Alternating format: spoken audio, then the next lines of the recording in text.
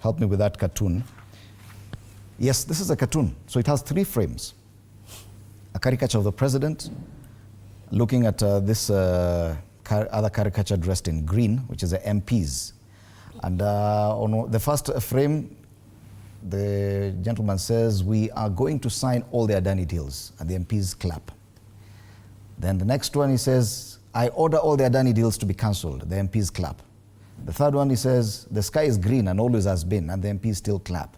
This cartoonist seems to suggest that members of parliament have a very interesting relationship with the president. Let me call it interesting, that whatever the president says is simply applause. We saw that kind of applause when you gave the president a standing ovation in the National Assembly. When he made the order on Adani deals to be cancelled, yet most of you in the same house had actually spoken in support of the same deals.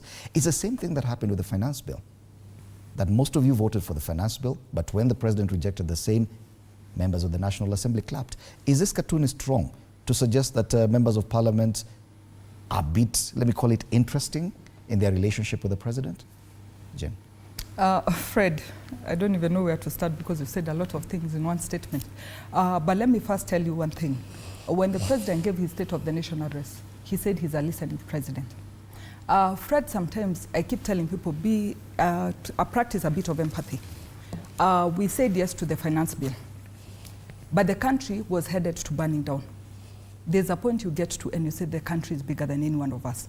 As much as we knew, and after the finance bill and the whole Gen Z, we went back to our area, like for me, I went back to my county, and I explained to people.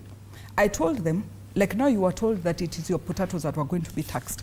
For me, I was voting yes to imported potatoes to being taxed. I was voting yes to imported oranges being taxed. Fred, you may not go to the market, but anybody who goes to the market on your behalf will tell you, many years ago, an imported South African orange was much expensive than the Kenyan orange. Today you go to the market, they are the same price because we are charging no levy on imported food products, but our inputs on our food products keeps going up.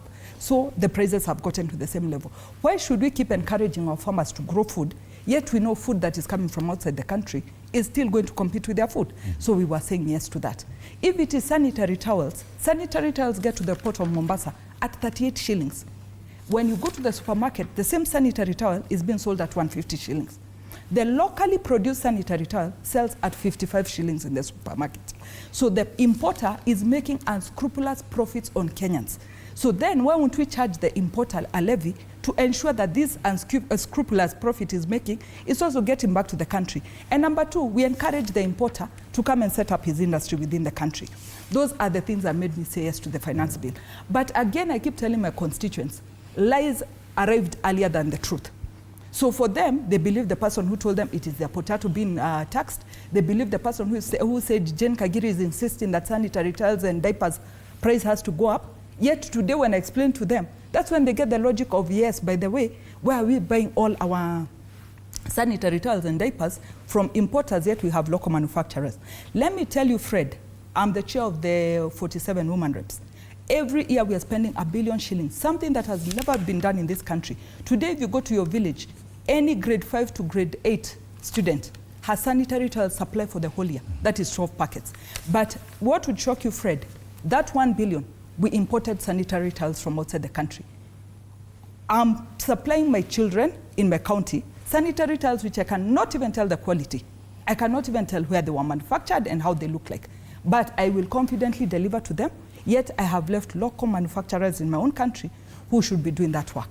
Because these people will compete on pricing, and yet what they're bringing to the country is not what is supposed to be quality for children. So those are the things I said yes to.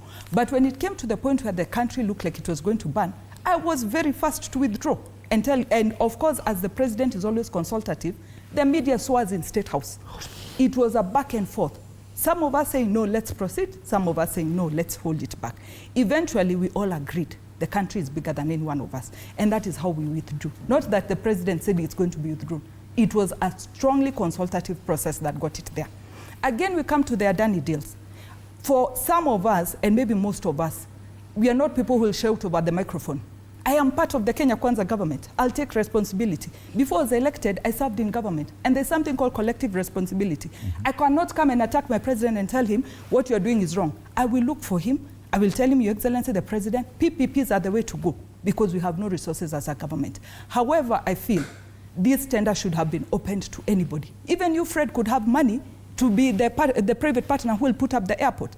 We could have our own private investors within Kenya who have capacity to be the partners on that project at the international, of building the airport. So that said, my argument in this whole Adani deal, and maybe sometimes you should show us a clip of Jane Kagiri saying she's pro-Adani.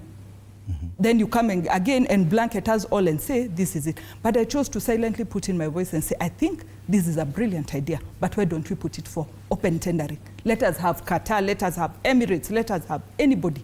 Let us not zero in on one person, yet maybe could get more competitive bids on the same thing. So I would want to totally disagree. Okay. And sometimes I keep telling people, even when you engage somebody, Fred, by now you can tell if David and I are people who should say yes and no, or people who are carried for their brains. We were elected because we had brains, we were intelligent enough to know we were going to serve our people, and what we agree with, we agree with. What we don't agree with, we don't agree with. But the concern... And recently, I challenged a media house and told them, when I tabled the cost of the motion on the cost of electricity, I didn't see any of you saying this is a Kenya Kwanza MP who is pushing for the prices of electricity to go down. I dug into all the losses and the problems that we have in the electricity, the energy sector. None of you came and asked me, who has told you to say this? Are you still pro-government? I was fighting for the people. But what we choose to pick is what would make us all look bad. But you must agree there's a general concern about the relationship between the executive and the house that you sit in, the National